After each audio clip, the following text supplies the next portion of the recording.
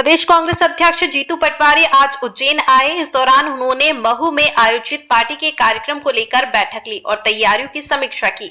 Akhil Bharatiya Congress committee द्वारा 27 जनवरी को doctor Bhimrao Ambedkar की जन्मस्थली महू में जय बापू, जय भीम और जय संविधान कार्यक्रम का आयोजन किया जा रहा है, जिसकी तैयारियों को लेकर आज उज्जैन में प्रदेश कांग्रेस अध्यक्ष जीतू पटवारी ने कांग्रेस कार्यालय में उज्जैन और मंदसौर की विधानसभाओं के पदाधिकारियों की बैठक और तैयारियों की समीक्षा की। इस दौरान उन्होंने बताया कि कार्यक्रम में सांसद राहुल गांधी, मल्लिकार्जुन खड़गे एवं सांसद प्रियंका गांधी सहित कई बड़े नेता और हजारों कार्यकर्ता शामिल होंगे। बैठक के बाद जीतू पटवारी ने मीडिया के साथ बातचीत में प्रदेश सरकार को जमकर आड़े हाथों लेते हुए कई आरोप लगाए।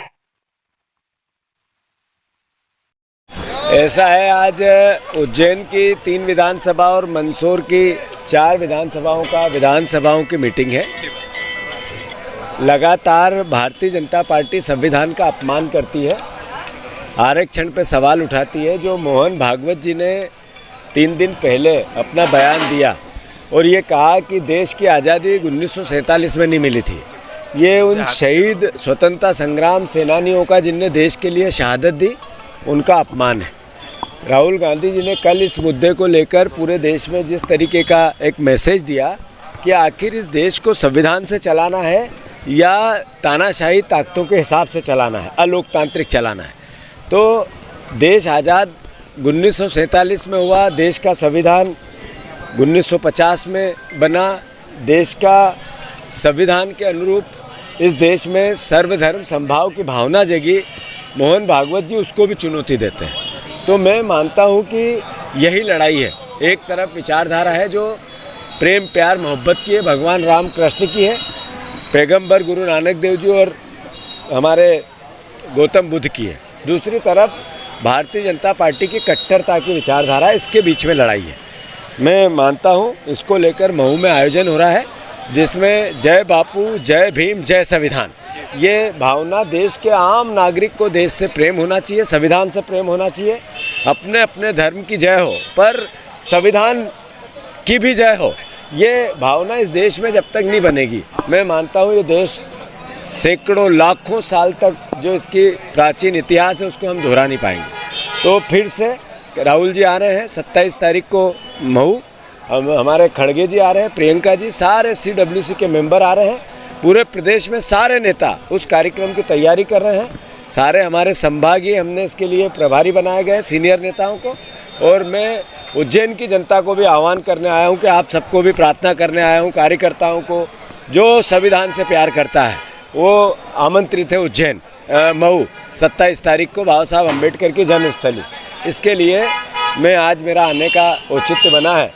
पर साथ ही साथ जैसा मैंने कहा कि मुख्यमंत्री उज्जैन के हैं और मोहन यादव जी जब से बने हैं उनको प्यार है कर्ज से, क्राइम से, करप्शन से और कमीशन से। जब से ये मुख्यमंत्री बने आप देखोगे कि सोने के बिस्कुट जंगलों में मिलने लगे हैं। रोज़ लोक आयुक्त का काम होता है, कहीं छापा डालो और केवल एविडेंस मिटाओ। वो डायरी जिसमें नाम थे कि इतना बड़ा पैसा 2000 करोड़ रुपए इकट्ठे किए सौरभ शर्मा ने, वो डायरी है कहाँ? और वो सौरभ शर्मा कहाँ है जो लोकायुक्त के डर से भाग गया? दुबई में है, हिंदुस्तान में है, नेपाल में है, आखिर है कहाँ वो? तो आज तक 1 महीना हो गया। मोहन यादव जी आप कृपा करके गांव के नाम बदलने में व्यस्त हो, पर लोगों को जिसके लिए सरकार बनती है उन गाँव के विकास कब करोगे जिनके नाम बदले आपने? बात यह है कि मैंने पहले भी कहा था कि अगर ईमानदारी से नरेंद्र मोदी की एजेंसियां काम कर दे, क्योंकि ये नया भारत है जो एक आंख से देखता है, अपने लोगों को छोड़ता है और बाकी लोगों पर कार्रवाई बदले की भावना से करता है। अगर सही तरीके से जांच हो, पूरा मंत्रिमंडल जेल की सलाखों के पीछे होगा। गोविंद राजपूत तो बाहर रह ही नहीं सकता। एक आदमी गायब हो गया, उसकी हत्या का आरोप उसके परिवार वालों ने गोविंद राजपूत पर लगाया। फिर गोविंद राजपूत ने 100 बीघे ज़मीन 100 करोड़ से ज़्यादा की दान ले ली, वापस कर दी। कहाँ से आया था पता नहीं चला। फिर गोविंद राजपूत, ये सोना सौरभ शर्मा के तार गोविंद राजपूत से जुड़ रहे हैं, परिवहन विभाग से जुड़ रहे हैं। आखिर गोविंद राजपूत बाहर कैसे घूम सकता है? वो तो अभी तक जेल में होना था। हम आपको याद हो तो आज से 8 महीने पहले आए थे, आप ही लोग थे, आपने कवर किया था। मैंने कहा था मोहन यादव जी अगर आप में थोड़ी बहुत भी मर्यादा हो तो उज्जैन से शराबबंदी करो। कहा था या नहीं कहा था? अगर 8 महीने में मोहन यादव जी को सुध नहीं आई, उन्होंने कहा नर्मदा के आसपास हम शराबबंदी करेंगे, एक भी गांव ऐसा जहां अवैध शराब नहीं बिकती हो, ऐसा नहीं मिलेगा। उज्जैन में भी, धार्मिक नगरियों में भी जैसे ही शराबबंदी होगी वैसे ही ये अवैध शराब का कारोबार बढ़ जाएगा। जो सरकार को पैसा जा रहा है वो पैसा जाना बंद हो जाएगा। परिवहन के चेक पोस्ट बंद हो गए पर उगई चालू है। जो सरकार को जाता था वो बंद है पर नेताओं की जेब भरी जा रही है। ऐसी प्लानिंग मोहन यादव जी की चल रही है।